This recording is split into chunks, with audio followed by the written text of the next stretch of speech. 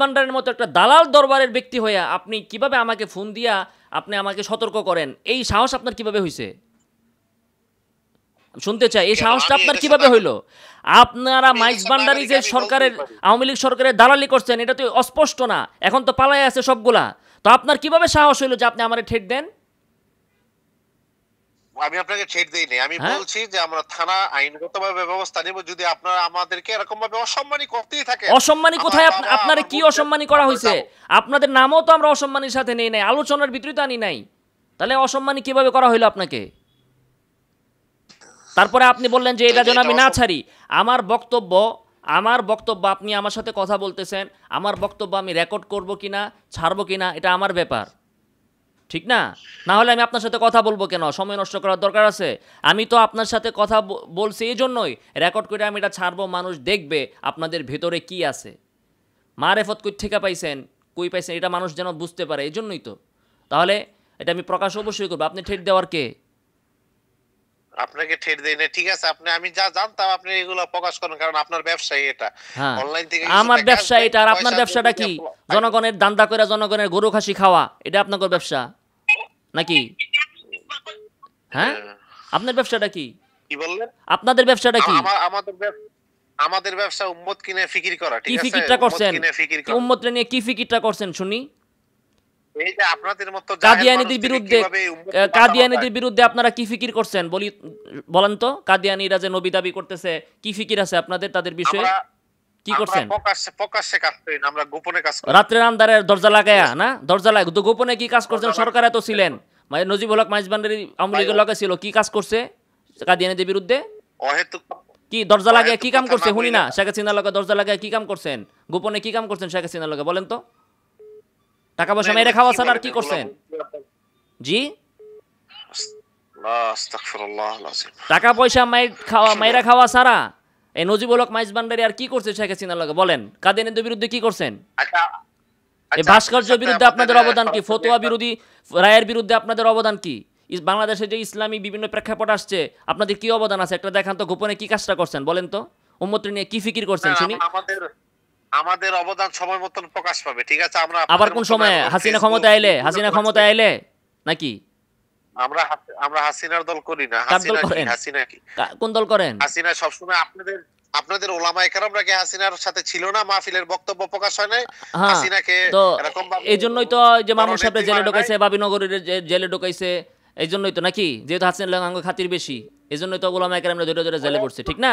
আর আপনাদের লগে যেহেতু শত্রুতা, এই জন্য আপনাদের এমপি বানাইছে, এই তো, এটাই তো মানে মারেফত, এটার নামে মারেফত। শেখ হাসিনার লগে আঙ্গর খাতির বেশি, এই জন্য আঙ্গর জায়গা হয়েছে জেলে আইনা করে, আর আপনাদের লগে শত্রুতা, এই জন্য আপনারা হয়েছেন এমপি। এটাই হলো মারেফত নাকি আপনাদের মারেফত?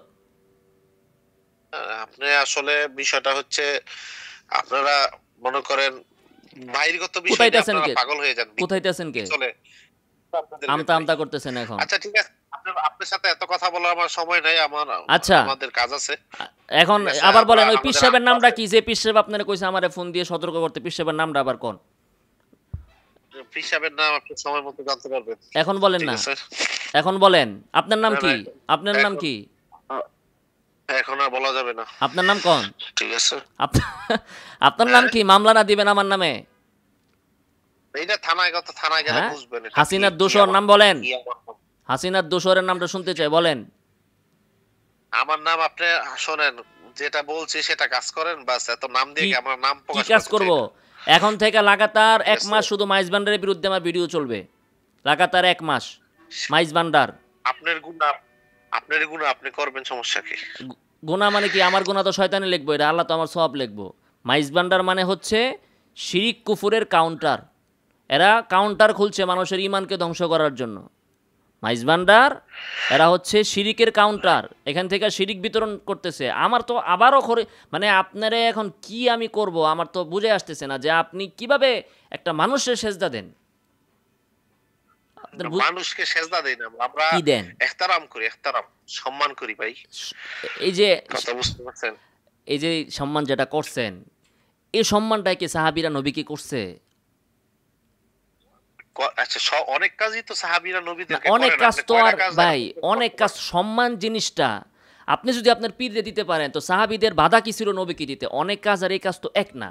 আপনি এখন ধরেন বাংলাদেশে ভাত খান, সাহাবিরা খাইছে হইলো ওই খেজুর, তারপরে তাদের খাবার খাইছে, এটা দেশ হিসাবে ভিন্ন।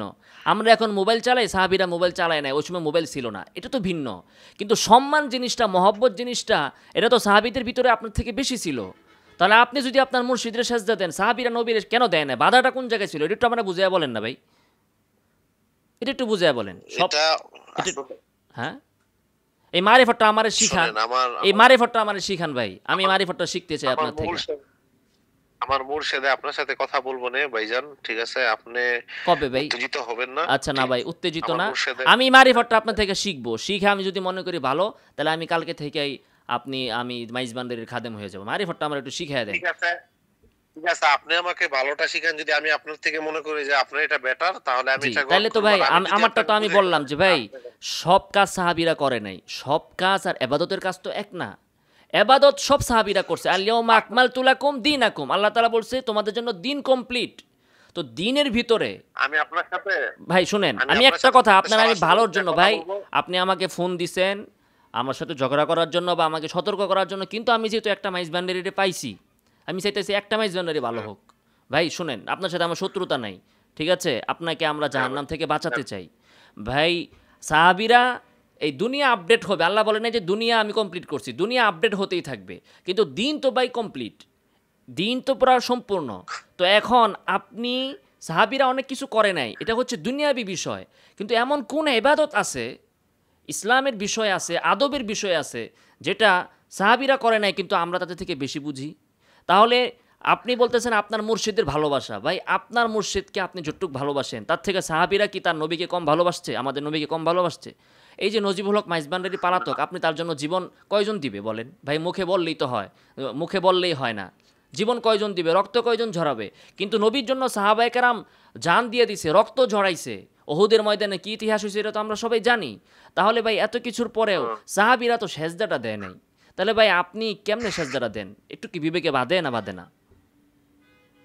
না আসলে বলেন ভাই। আপনার নাম ভাই একভাবে বুঝান না ভাই, মুর্শিদের থেকে আরেকভাবে বুঝান ভাই শুনেন, নাম ভাই আপনি যেটাই দেন, এটার নাম সেজদা দেন, এটার নাম রুকু দেন, যেটাই দেন, যে কাজটাই আপনি কইরান আপনার মুর্শিদরে করতেছেন, যেটা আল্লাহর জন্য করা হয়, এইটা তো কোনো নবীকে কোনো সাহাবীরা ভাই দেয় নাই। তো এটা তো ভাই জাহান্নামে যাওয়ার কারণ। ভাই কেন করতেছেন, কেন করতেছেন? আপনি একজন মুসলমান, আপনার নিশ্চয়ই দাড়ি টুপি আছে, আপনি আলেমও মনে হয়, আরবিও জানেন, মাশাআল্লাহ, সব কিছু ঠিক আছে আপনার ভাই, তাই এই কাজটা ভাই কেন করতেছেন? মুর্শিদ বললেই কি করা যাবে ভাই? মুর্শিদ কি আপনার রব? মুর্শিদ লা তাআতা লি মাখলুকিন ফি মাসিয়াতিল খালিক, খালেকের অবাধ্যতা করে কোনো মাখলুকের আনুগত্য করা যাবে না। আপনার মুর্শিদে আপনাকে বৈধ যা আদেশ দিবে আপনি মানবেন, অবৈধ আদেশ আপনি কেন মানবেন মুর্শিদের? বলেন। কথা সঠিক না ভাই? তো ভাই আপনি আল্লাহ তাআলা, শুনেন ভাই আমি বলি, আল্লাহ তাআলা রিজিকের মালিক, যে যেভাবে চায় আল্লাহ তাআলা তাকে সেভাবেই চালাবে। আপনি ভাই যেহেতু আলেম মানুষ, জিনিসটা বুঝছেন যে এই সেজদাটা আল্লাহর জন্য খাস, এটা এহতেরাম বলেন, এই সম্মানটা আল্লাহর জন্য খাস। সেজদা তো মানেই সম্মানের জন্য, সেজদাটা কিসের জন্য? সম্মানের জন্য। আর আল্লাহ তাআলা কি বলেছেন? আল্লাহ তাআলার কাছে সবচেয়ে পছন্দনীয় হচ্ছে সেজদা। বান্দা যখন সেজদা দেয় তখন আল্লাহ সে সবচেয়ে আকরাব হয়, এত নিকটবর্তী বান্দার কখনো হতে পারে না।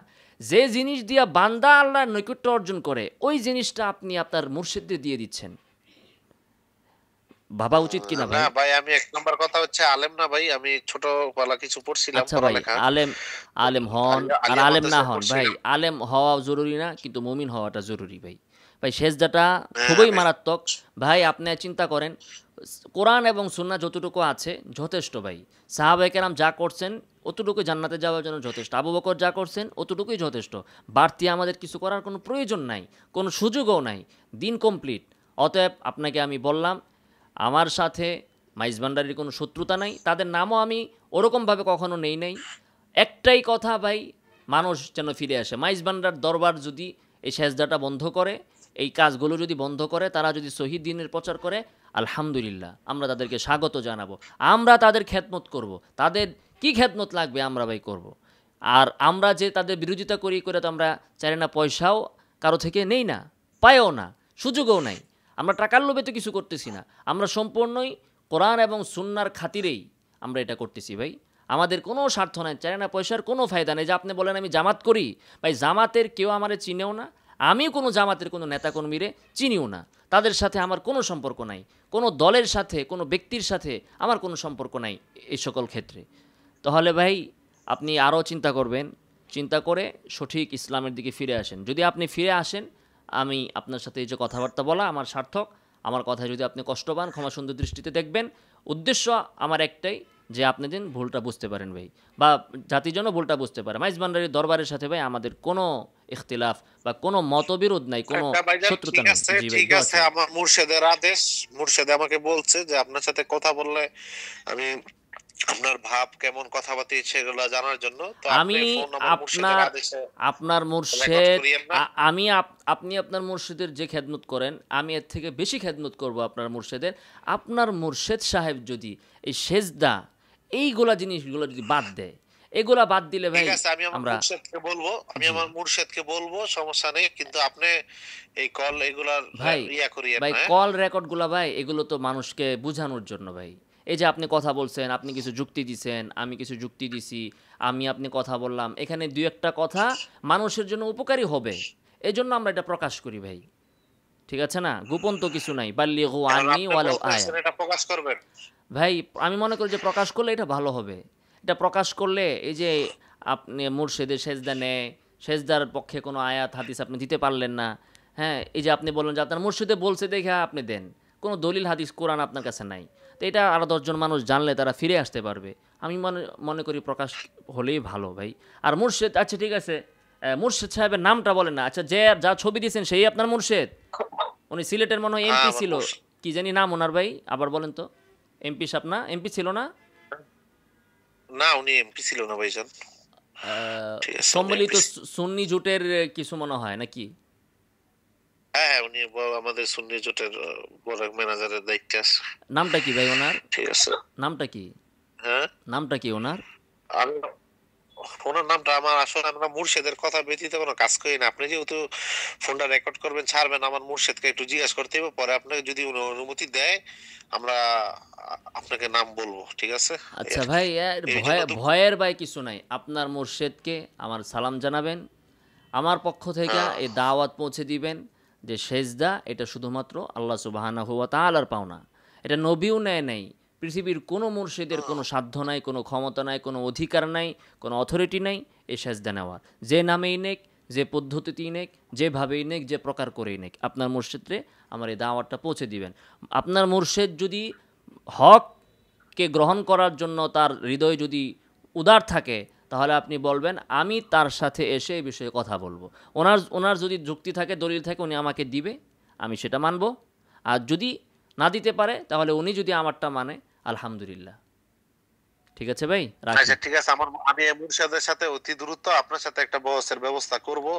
মুর্শিদ যদিও না হয়, আমাদের মুর্শিদের ছাত্র আছে, ঠিক আছে? আচ্ছা, কোনো সমস্যা নাই ভাই, কোনো সমস্যা নেই। খাদেম, আচ্ছা, হ্যাঁ, মোহাম্মদ আজিজুল হক, ঠিক আছে? মোহাম্মদ আজিজুল হক, উনিও ভালো মাদ্রাসায় আমাদের পড়ালেখা করছে, আহলে সুন্নাতুল জামাতের ওইখানে, ঠিক আছে? উনিও বসবে, ঠিক আছে? মোহাম্মদ মইনুল হক। আমরা ইনশাআল্লাহ একটা ডেট করব আপনার সাথে, আমরা করব যে মুর্শিদের সাথে বসার জন্য। যদি মুর্শিদ না বসে, ইনশাআল্লাহ আমরা একটা ডেট করে আপনার সাথে মুর্শিদের সাথেই বসেন। আমি চাই যে আপনার মুর্শিদে আগে হেদায়েতটা পাক, এরপরে আপনারা পান। জি, আসসালামু আলাইকুম ওয়া রাহমাতুল্লাহি ওয়া বারাকাতুহু।